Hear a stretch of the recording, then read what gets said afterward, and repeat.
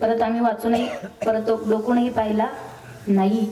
विचार करा, या छत्रपती शिवाजी महाराजांच्या महाराष्ट्रामध्ये एखाद्यानं एखाद्या मुलीकडे जर वाईट नजरेनं पाहिलं तर माझ्या छत्रपती शिवाजी महाराजांनी त्या व्यक्तीचा चौरंग बनवला.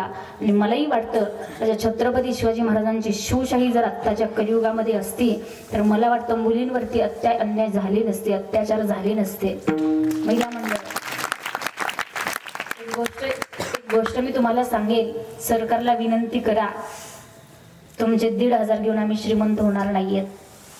विनंती करा, तुमचे 1,500 घेऊन आम्ही श्रीमंत होणार नाहीयेत. आम्हाला योजनाच द्यायची असेल ना तर सुरक्षित बहीण योजना आम्हाला द्या.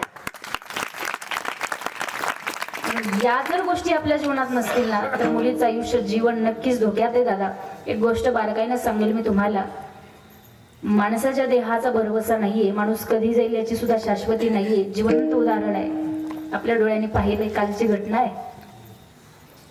या महाराष्ट्राचं काळीज, या महाराष्ट्राचं नेतृत्व कर्तृत्व करणारा एक व्यक्ती या महाराष्ट्राला सोडून गेलेला आहे. ही पोकळी कधी न भरणारी आहे.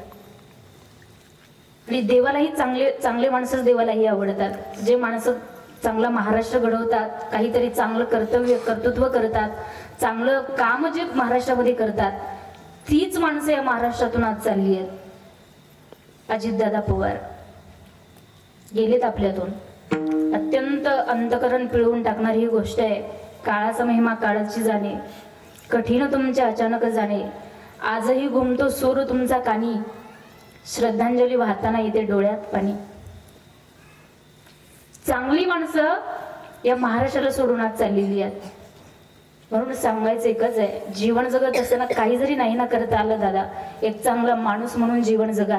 नाही पैसा कमवता आला तरी चालेल, नाही जमीन घेता आली तरी चालेल, पण खऱ्या अर्थानं आपण आपला एक चांगला माणूस म्हणून जर जीवन जगलो ना, हीच आपली खरी आपल्या आयुष्याची संपत्ती असेल. म्हणून चांगलं जीवन जगा. महाराष्ट्रात राहते छत्रपती शिवाजी महाराजांच्या महाराष्ट्रामध्ये अशीच काम करणारी माणसे या महाराष्ट्राच्या मातीमध्ये जन्माला आली. आपल्या मराठ्यांच्या लेकरांसाठी लढणारा एक वाघ म्हणजे मनोज जरांगे पाटील. समाजासाठी कार्य करायचं, समाजासाठी लढायचं.